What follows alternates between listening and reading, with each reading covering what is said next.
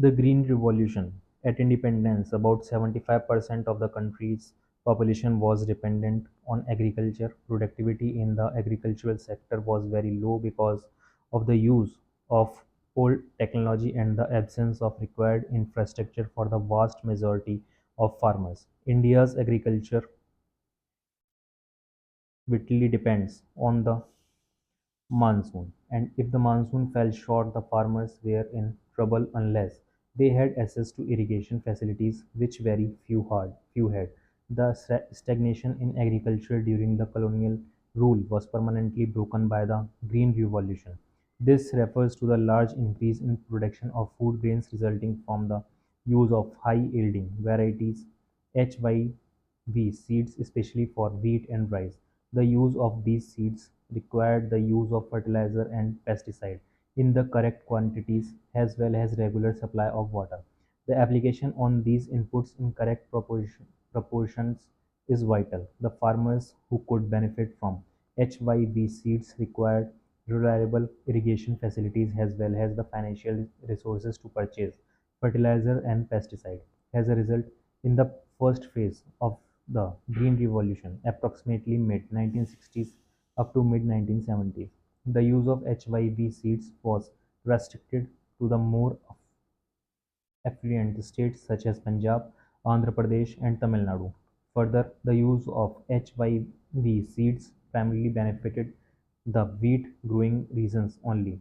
In the second phase of the Green Revolution, mid-1970s to mid-1980s, the HYV technology spread to a larger number of states and benefited more variety of crops. The spread of Green Revolution technology enabled India to achieve self-sufficiency in food grains. India no longer had to be at the mercy of America or any other nations for meeting its food requirements. Growth in agriculture output is important, but it is most enough. If a large proportion of this increase is consumed by the farmers themselves instead of being sold in the market, the higher output will not make much of a difference to the economy as a whole. If, on the other hand, a substantial amount of agriculture produce is sold in the market by the farmers, the higher output can make a difference to the economy. The portion of agriculture produce which is sold in the market by the farmers is called marketed surplus. जब भी क्या होता है higher किसी चीज़ की वो हो जाती है प्रोड्यूस्ड ज़्यादा हो जाता है तो उसे क्या कहते हैं मार्केट में सरप्लस है A good proportion of the rice and wheat produced during the Green Revolution period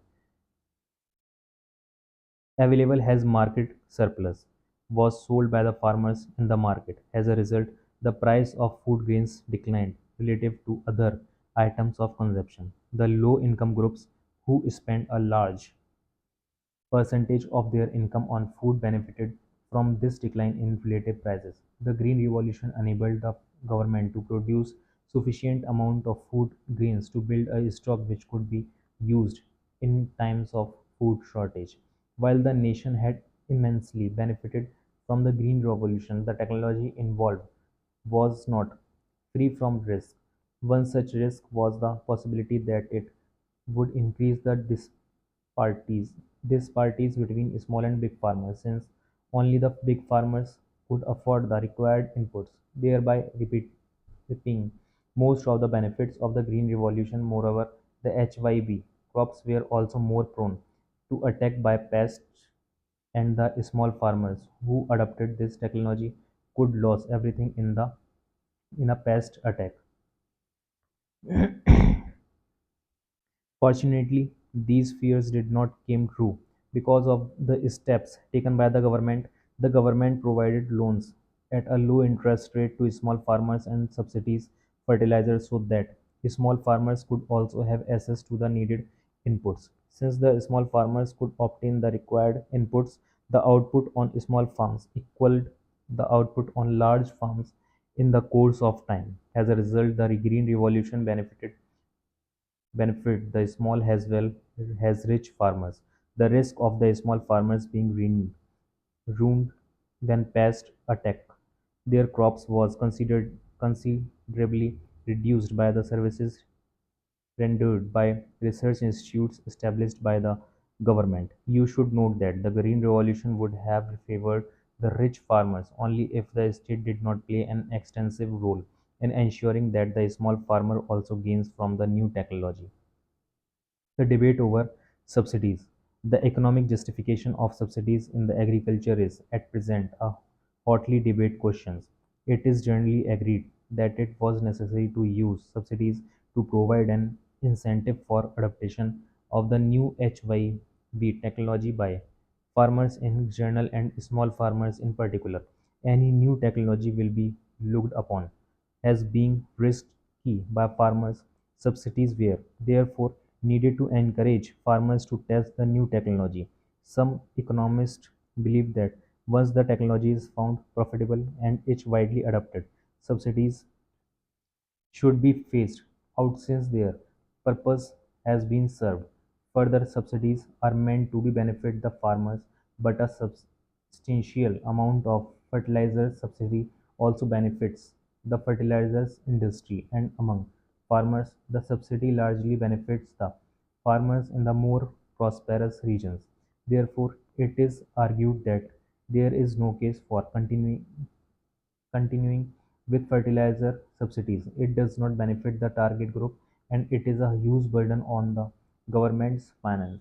On the other hand, some believe that the government should continue with agricultural subsidies because farming in India continues to be a risky business.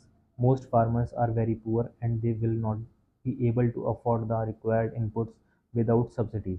Eliminating subsidies will increase the inequality between rich and poor farmers and violate the goal of equity. These experts argue that if subsidies are largely benefiting the fertilizer industry and big farmers, the correct policy is not to abolish subsidies but to take steps to ensure that only the poor farmers enjoy the benefits. Thus, by the late 1960s, Indian agriculture productivity had increased sufficiently to enable the country to be self sufficient in food grains. This is an achievement to be proud of. On the negative side, some 65% of the country's population continued to be employed in agriculture even as late as 1990. Economists have found that as a nation becomes more prosperous, the proportion of GDP contributed by agriculture as well as the proportion of population working in the sector declines considerably. In India between 1950 and 1990, the proportion of GDP contributed by agriculture declined significantly but not the population depending on it. 67.5% in 1950 to 64.9% by 1990. Why was such a large proportion of the population engaged in agriculture? Although agriculture output could have grown with much less people working in the sector, the answer is that the industrial sector and the service sector did not absorb the people working in the agriculture sector. Many economists call this an important failure of our policies followed during 1950 to 1990. Industry and trade. Economists have found that poor nations can progress only if they have a good industrial sector. Industry provides employment which is more stable than the employment in agriculture. It promotes modernization and overall prosperity. It is for this reason that the 5 year plans placed a lot of emphasis on industrial development. You might have studied in the previous chapter that at the time of independence, the variety of industries was very narrow, largely confined to cotton textiles and jute. There were two well-managed iron and steel firms, one in Jamshedpur and the other in Kolkata. But obviously, we needed to expand the industrial base with a variety of industries if the economy was to grow. Public and private sectors in India industrial development. The big question facing the policymakers was what should be the role of the government and the private sector in industrial development. At the time of independence, Indian industrialists did not have the capital to undertake to undertake investment in industrial ventures required for the development of Indian economy, nor was the market big enough to encourage industrialists to undertake major projects, even if they had the capital to do so. It is principally for these reasons that the erstwhile governments had to play an extensive role in promoting the industrial sector. In addition, the decision to develop the Indian economy on the socialist lines led to the policy of the government controlling the commanding heights of the economy, as the second five-year plan put it. This meant that the government would have complete control of those industries that were vital for the economy. The policies of the private sector would have to be complementary to those of the public sector, with the public sector leading the way. Industrial Policy Resolution 1956 (IPR 1956), in accordance with the goal of the state controlling the commanding heights of the economy in the Industrial Policy Resolution of 1956, was adopted. This resolution formed the basis of the second five-year plan, the plan which tried to build the basis for a socialist pattern of society. This resolution classified industries into three categories. The first category comprised industries which would be exclusively owned by the government. The second category consisted of industries in which the private sector could supplement the efforts of the public sector, with the government taking the sole responsibility for starting new units. The third category consisted of the remaining industries which were to be in the private sector. Although there was a category of industries left to the private sector, the sector was kept under state control through a system of license. No new industry was allowed unless a license was obtained from the government. This policy was used for promoting industry in backward regions. It was easier to obtain a license if the industrial unit was established in an economically backward area. In addition, such units were given certain concessions such as tax benefits and electricity at a lower tariff. The purpose of this policy was to promote regional equality. Even an existing industry had to obtain a license for expanding output or for diversifying production, producing a new variety of goods. This was meant to ensure that the quantity of goods produced was not more than what the economy required. License to expand production was given only if the government was convinced that the economy required a larger quantity of goods. Small-scale industry. In 1955, the Village and Small-Scale Industries Committee, also called the Carvey Committee, noted that the possibility of using small-scale industries for promoting rural development. A small-scale industry is defined with reference to the maximum investment allowed on the assets of a unit. This limit has changed over a period of time.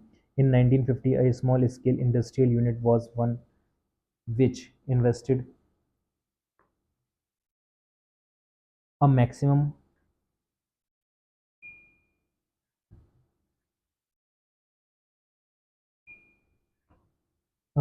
of rupees 5 lakh. At present, the maximum investment allowed in rupees 1 crore.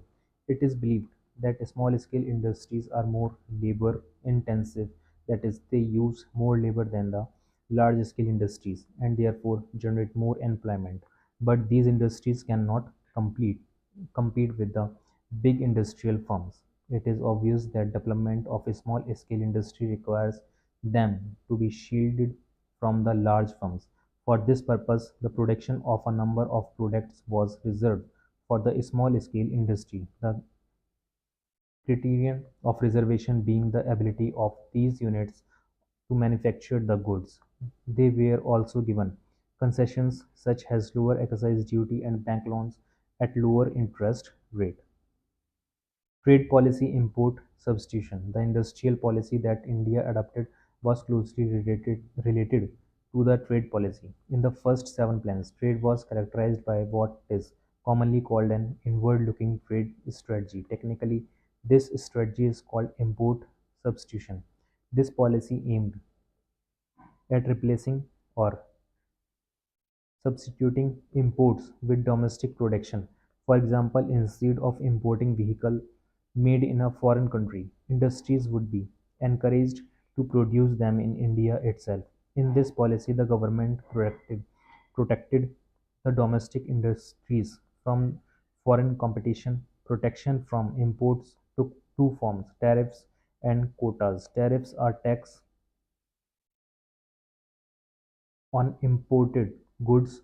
They make imported goods more expensive and discourage their use. Quotas specify the quantity of goods which can be imported. The effect of tariffs and quotas is that they restrict imports and therefore protect the domestic firms from foreign competition.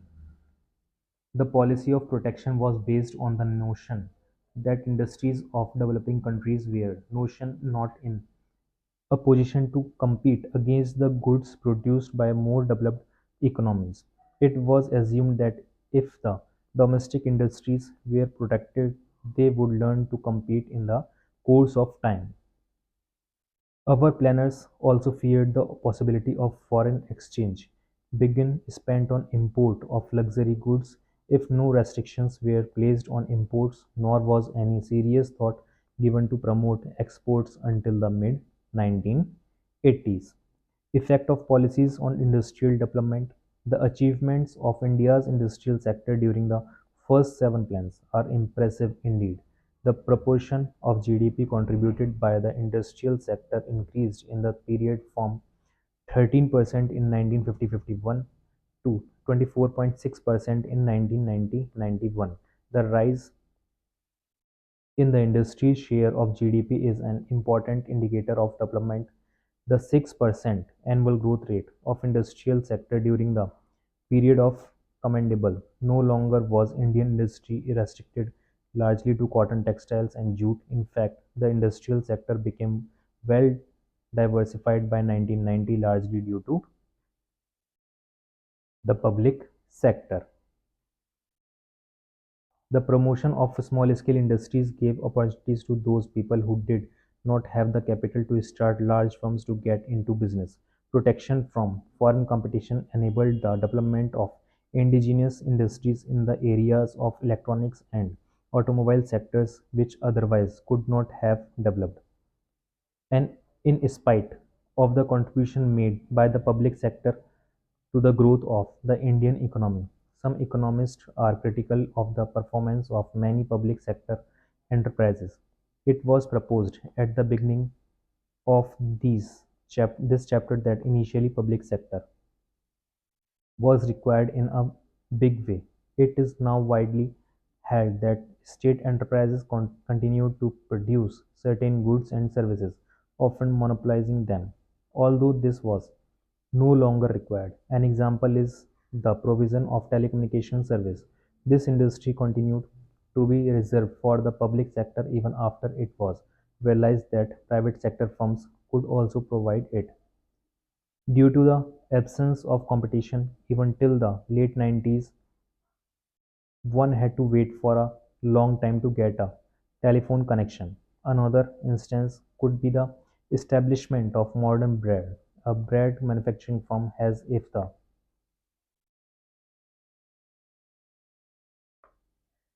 private sector could not manufacture bread. In 2001, this firm was sold to the private sector. The point is that after 4 decades of planned development of Indian economy, no distinction was made between what the public sector alone can do and what the private sector can also do. For example, even now only the public sector supplies national defense, and even though the private sector can manage hotels well, yet the government also runs hotels. This has led some scholars to argue that the state should get out of areas which the private sector can manage and the government many concentrate its resources on important services which the private sector cannot provide. Many public sector firms incurred huge losses but continued to function because it is difficult to close a government undertaking even if it is a drain on the nation's limited resources. This does not mean that the private firms are always profitable. Indeed, quite a few of the public sector firms were originally private firms which were on the verge of closure due to losses. They were then nationalized to protect the jobs of the workers. However, a loss-making private firm will not waste resources by keeping kept running despite the losses. The need to obtain a license to start an industry was misused by industrial houses. A big industrialist would get a license not for starting a new firm but to prevent competitors from starting new firms. The excessive regulation of what came to call the permit license Raj prevented certain firms from becoming more efficient. More time was spent by industries in trying to obtain a license or lobby with the concerned ministries rather than on thinking about how to improve their products. The protection from foreign competition ये पढ़ेंगे कल.